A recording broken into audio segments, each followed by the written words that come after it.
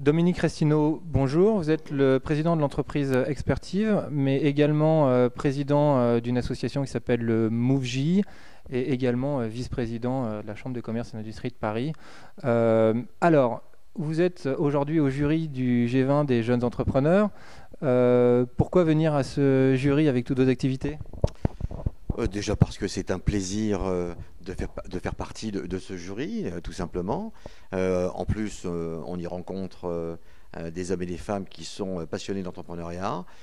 Et bien évidemment, on y découvre certaines entreprises qu'on ne connaît pas encore, certaines en tout cas. Et ça nous permet de pouvoir découvrir encore des talents français que nous avons et de voir si elles vont pouvoir, ou si ces entrepreneurs, ces hommes et ces femmes vont pouvoir représenter l'entrepreneuriat français.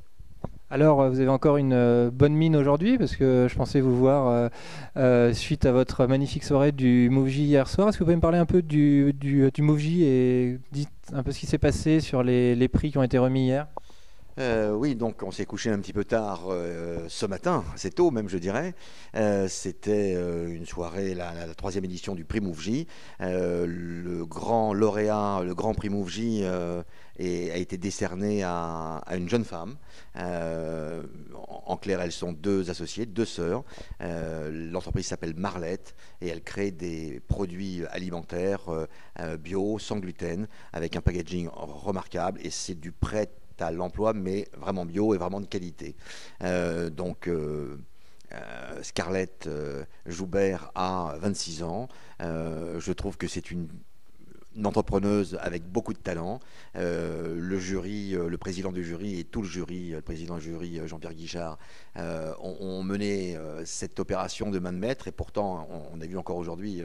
On voit encore aujourd'hui qu'un jury, c'est jamais simple, parce que c'est difficile de sélectionner ces candidats. Là, donc, c'est le Grand Prix, c'est Marlette. Il y a eu également cette année un prix coup de cœur du jury qui a été décerné à Baby Speaking. Il y a eu un prix pour l'export décerné à SeeUp.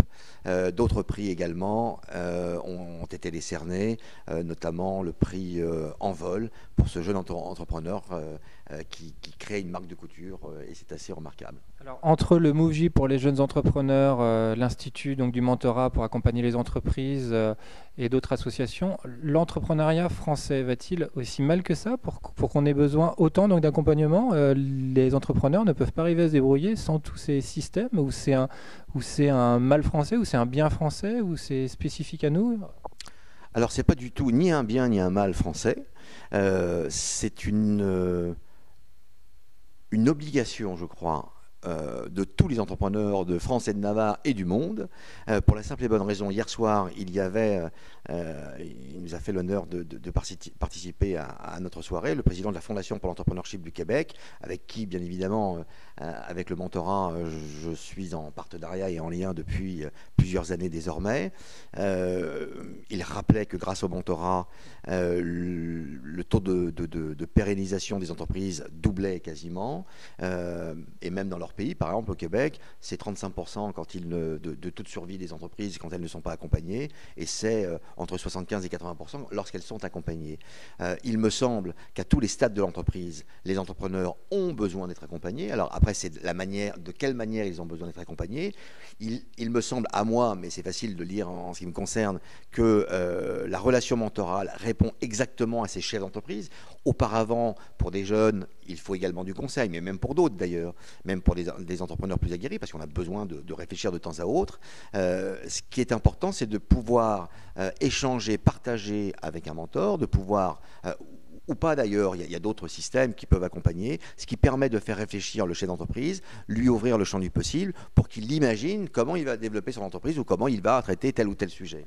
Mais en final, et ces réseaux ne finissent pas par, au contraire, cloisonner un entrepreneur qui va peut-être pas forcément innover dans son réseautage et qui en final va rester franco-français ? Alors je ne crois pas du tout, pour la simple et bonne raison, et c'est ce que je prône depuis plusieurs années, et on est un certain nombre à le faire.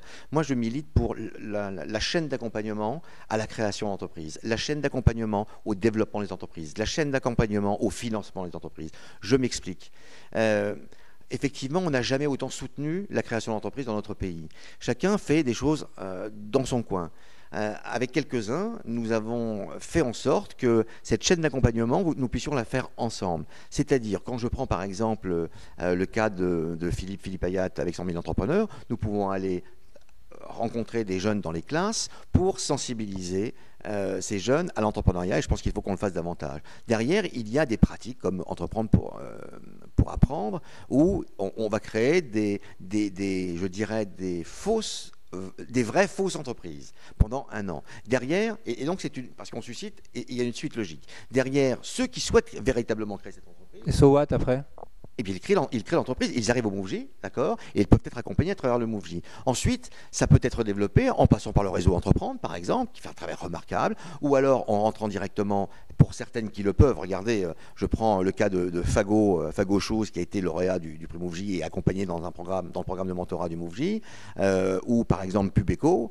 Ce sont des entreprises qui, d'ici un an et demi, 2 ans, vont pouvoir accéder au programme du mentorat de l'Institut du mentorat entrepreneurial de la Chambre de commerce de Paris, pour lequel, effectivement, là, pour ces entreprises qui souhaitent vraiment et qui ont les capacités, la possibilité de se développer, de rentrer dans ce réseau. Et ensuite, de répondre, par exemple, au prix de l'entrepreneur de l'année Ernst & Young, ce grand prix mondial, en prix de l'entreprise d'avenir, qui peut-être d'ici quelques années après pourra postuler au prix, le grand prix national, qui ensuite ira au niveau mondial. Pourquoi pas? Je veux dire, c'est ça, cette logique de chaîne d'accompagnement qu'il faut garder. Je pense que nous sommes un certain nombre à prendre conscience de cela, et c'est la raison pour laquelle il faut qu'on travaille ensemble. C'est la raison pour laquelle les réseaux que nous sommes participent, et c'est ce qu'on a vu encore aujourd'hui au JDE, par exemple. Il faut participer ensemble à cet accompagnement. Mais il y a une très belle initiative en ce moment qui a lieu, d'ailleurs. Je garde la parole, bien évidemment, auquel le MoveJ est associé, et pleinement, ce sont sur les jeunes. C'est, par exemple, cette initiative qui, oui, au départ, est une initiative qui est de la communication, mais nous allons travailler pour qu'il y ait davantage de concret. C'est l'opération 100 jours pour changer, avec demain le boss c'est you. Oui, mais il y a plein de réseaux, effectivement. En tout cas, bon, donc on a bien compris votre engouement et votre entrain à communiquer sur tous ces réseaux, et je vous en remercie. En tout cas, merci Dominique Ressino d'avoir participé à ce jury du G20 des jeunes entrepreneurs pour le Mexique en 2012. Merci. Merci à vous.